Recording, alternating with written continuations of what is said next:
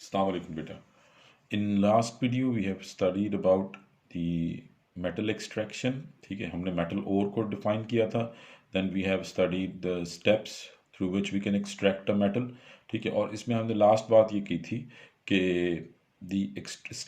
the method through which we can extract a metal method will depend upon the reactivity of metal. ठीक है जी, कौन सा method आप चूज करेंगे, the method which we select it depends upon the reactivity of metal. तो आप metal की रिएक्टिविटी को देख कर डिसाइड करेंगे कि through which method we can extract that metal. ठीक है, तो let's just start with the reactivity series. ठीक है, हम रिएक्टिविटी सीरीज से स्टार्ट लेते हैं. तो रिएक्टिविटी सीरीज की अगर हम बात करें,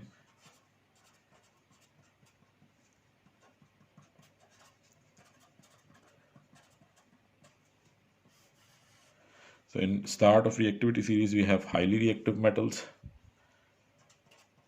potassium, sodium, calcium, magnesium, aluminum, zinc, iron, tin, lead, copper. Because we are only discussing about metals, that's why not hydrogen here. Mercury, silver, gold. Alright, so this is the reactivity series of metal. Now, based on this reactivity series, we will decide the method through which we can extract a metal. ठीक है, तो for example, if a metal is highly reactive, ठीक है जी, if a metal is highly reactive means potassium up to aluminum. ठीक है जी, we are discussing about potassium up to aluminum. So these are highly reactive metals, as we have seen their reactions with cold water, with steam, and with acids. So based on these reactions, we can say that up to from potassium up to aluminum, these metals are highly reactive. ठीक है, so for highly reactive metals, first of all, these are very reactive metals. If a metal is very reactive, its extraction would be very difficult. So very difficult to extract. ठीक है जी, इनको extract करना बहुत मुश्किल होगा. Very difficult to extract. तो because हम ये पहली बात कर चुके हैं कि जितना रिएक्टिव मेटल होगा उसका कंपाउंड उतना ही अनरिएक्टिव होगा. तो for example sodium is highly reactive but its compound NaCl is highly unreactive. Rock salt, तो अगर आपने रॉक सॉल्ट में से सोडियम को एक्सट्रैक्ट करना है तो ये बहुत मुश्किल टास्क होगा, बहुत डिफिकल्ट काम होगा. ठीक है, तो if a metal is highly reactive, its compound would be highly unreactive and the extraction would be very difficult. So the only way through which we can extract a highly reactive metal from its compound, that would be electrolysis. The method of extraction would be electrolysis. ठीक है, तो ये आपको जहन में रखना है कि if a metal is highly reactive, then its compound is very unreactive, and the only way through which we can extract a metal from its ore, if a metal is highly reactive, the only method is electrolysis. तो अगर metal highly reactive है तो उसको उसके ओर से extract करने का एक ही तरीका होगा, दैट वुड बी इलेक्ट्रोलिसिस. ठीक है, तो फॉर एग्जांपल अगर आपने सोडियम क्लोराइड में से सोडियम को एक्सट्रैक्ट करना है तो we have to pass current through molten sodium chloride. Molten sodium chloride में से करंट पास करेंगे, NaCl में से करंट पास करेंगे, NaCl will be in liquid form and we get sodium plus chlorine. तो यहाँ से आपको क्लोरीन, तो करंट पास करना पड़ेगा. ठीक है जी, तो if a metal is highly reactive than the only way of extraction is electrolysis. ठीक है जी, तो पहली चीज तो आपको ये ध्यान में रखनी है. Then for less reactive metals कौन कौन से हैं? From zinc up to mercury. From zinc up to mercury, these are less reactive metals. ठीक है जी, तो ये कहलाएंगे less reactive metals. So for less reactive metals, their compounds are very much reactive. ठीक है, ये जैसे जैसे आप डाउन द ग्रुप जा रहे हैं रिएक्टिविटी कम होती जा रही है, रिएक्टिविटी कम होती जा रही है, तो मेटल जो उसका कंपाउंड होगा वो उतना रिएक्टिव होता जा रहा है, उसकी एक्सट्रैक्शन उतनी आसान होती जा रही है। ठीक है, तो they are easier to extract as compare to the above one, they are easier to extract. ठीक है जी, इनको एक्सट्रैक्ट करना आसान है, इतना मुश्किल नहीं है। They are easier to extract and their extraction is carried out by heating metal oxides with carbon. Because देखें, एक चीज़ आपको ध्यान में रखनी है कि ये जो मेटल्स हैं लेस रिएक्टिव मेटल्स, ये आपको दो फॉर्म में मिल सकते हैं। इनके जो ओर्स होंगे, their ores are in two form. Their ores, जो इनके जो ओर्स होंगे लेस रिएक्टिव मेटल के जो ओर्स होंगे, या तो ये आपको मिलेंगे in the form of sulphides, sulphides की फॉर्म में मिलेंगे, या फिर ये आपको मिलेंगे ऑक्साइड्स की फॉर्म में। जैसे हमने लेड की बात की थी पहली वीडियो में, लेड सल्फाइड। ऐसे आयरन आपको मिलेगा आयरन ऑक्साइड। ठीक है, टिन आपको मिलेगा टिन ऑक्साइड और टिन सल्फाइड। सो ये जो मेटल्स हैं लेस रिएक्टिव मेटल्स जो हैं, ये या तो सल्फाइड की फॉर्म में मिलते हैं, यानी कि इनके मिनरल्स जो है वो कंपाउंड होते हैं। अब वो कंपाउंड या तो सल्फाइड होगा या ऑक्साइड होगा। अगर सल्फाइड है then it will be heated with first, if it is sulfide, for example lead sulfide।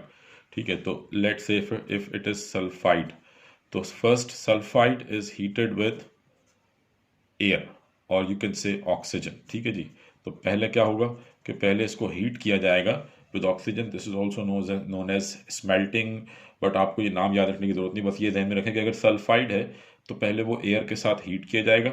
ठीक है, पहले वो हीट होगा और सल्फाइड कन्वर्ट हो जाएगा किसमें, ऑक्साइड में। Lead oxide plus sulphur dioxide बन के जो है वो रिलीज हो जाएगा। ठीक है जी, तो लेड जो है ये कन्वर्ट हो जाएगा, lead sulphide will be converted into lead oxide. तो first sulphide will be converted into oxide, then oxide जो है this will be treated with carbon. ठीक है, lead oxide will be treated with carbon और carbon monoxide and we get lead plus carbon dioxide. ठीक है, तो basically यहाँ पे क्या हुआ कि पहले आपने सल्फाइड को कन्वर्ट किया ऑक्साइड में, first sulphide is converted into oxide, then oxide will be reacted with carbon which is acting here as a reducing agent, reducing agent के तौर पर काम कर रहा है। क्योंकि अगर आप देखें तो कार्बन ने लेड को रिड्यूस कर दिया है। लेड जो है वो पहले ऑक्सीजन के साथ था, इसका ऑक्सीडेशन स्टेट क्या था, +2, और बाद में ऑक्सीडेशन स्टेट क्या हो गया, 0। तो लेड जो है वो रिड्यूस हुआ है, और इसको रिड्यूस किसने किया है, कार्बन ने। कार्बन हैज रिड्यूस्ड लेड, तो carbon is acting as a reducing agent. ठीक है, तो in this case carbon is acting as a reducing agent. अब हर दफा यही होगा, अगर आपके पास सल्फाइड है, first it is treated with oxygen और first it is heated with air, it is converted into oxide. Sulphide convert हो जाएगा ऑक्साइड में, then oxide is treated with carbon which act as a reducing agent and we get our metal. ठीक है, हमें अपना metal मिल जाएगा lead, और साथ में कार्बन डाइऑक्साइड बनेगा। ठीक है, तो लेस रिएक्टिव मेटल है तो उसकी एक्सट्रैक्शन के लिए पहली बात तो its extraction is easier than very reactive metals. और लेस रिएक्टिव मेटल्स की एक्सट्रैक्शन जो है वो किस तरह से होगी, first sulphide is converted into oxide and then oxide is treated with carbon which acts as a reducing agent. और अगर आपके पास है ही ऑक्सीजन, ऑक्साइड है, सल्फाइड नहीं है, तो sulphide is directly treated with carbon. ठीक है, and if it is very least reactive metal, if metal is very least reactive, silver or gold which is least reactive, ठीक है जी, तो if it is least reactive metal then what would happen, the least reactive metals they occurs as elements in the ground। ठीक है, तो इनकी extraction as such कोई इतना प्रॉब्लम नहीं है। these least reactive metals they occur as elements in ground। अर्थ में ये ग्राउंड की फॉर्म में मिलते हैं। याद होगा हमने बात की थी कि मिनरल्स दो फॉर्म में मिलते हैं, या तो एलिमेंटल फॉर्म में या कंपाउंड फॉर्म में। तो ये जो लीस्ट रिएक्टिव मेटल्स है they occur as elements in the ground. ठीक है, तो दे अकर इन फ्री नेचर, और इनकी एक्सट्रैक्शन जो है वो सिंपल फिजिकल मीन्स के थ्रू हो जाती है। तो extracted bye simple physical means, extracted bye simple physical means. ठीक है, तो सिंपल फिजिकल प्रोसीजर्स के थ्रू जो है वो इनको सेपरेट किया जाता है। फॉर एग्जांपल गोल्ड है, gold is embedded in rocks deep underground. ठीक है जी, गोल्ड जो है it is embedded in rocks deep underground. It is embedded in rocks. ठीक है, तो इसकी एक्सट्रैक्शन ये सिंपल एलिमेंटल फॉर्म में मिलता है। ठीक है, and the rocks are collected and crushed into pieces, crush to form, crush को क्रश किया जाता है, यानी जो आपको ये रॉक्स हैं इनको कलेक्ट किया जाता है और क्रश किया जाता है और उसमें से गोल्ड जो है वो ऑब्टेन कर लिया जाता है। ठीक है, तो ये रॉक्स की फॉर्म में मौजूद होता है। These rocks are got crushed, इनकी क्रशिंग होती है। ठीक है, rocks are crushed and gold pieces are collected from these rocks. तो बेसिकली जितना लेस रिएक्टिव मेटल होगा उसकी एक्सट्रैक्शन उतनी ईजी होगी, उसको एक्सट्रैक्ट करना उतना आसान होता जाएगा। जितना रिएक्टिव मेटल होगा उसकी एक्सट्रैक्शन उतनी डिफिकल्ट होती जाएगी। ठीक है जी, तो ये हमने बात कर ली कि what are different methods of extracting a metal and it all depends on the reactivity of metal. अच्छा जी, अब इसमें एक लास्ट बात जो आप ध्यान में रखेंगे कि चाहे इलेक्ट्रोलिसिस हो या सल्फाइड को ऑक्साइड में कन्वर्ट किया जा रहा हो या लेस रिएक्टिव मेटल की एक्सट्रैक्शन हो रही हो, केमिकली अगर हम बात करें तो basically we are reducing the metal. ठीक है, तो chemically extraction of metal is reduction of metal, basically हम मेटल की रिडक्शन कर रहे हैं। ठीक है जी, तो ये सिंपल आपको ध्यान में रखना है। And then next we will discuss about the extraction of iron from haematite. Okay जी, अल्लाह हाफिज।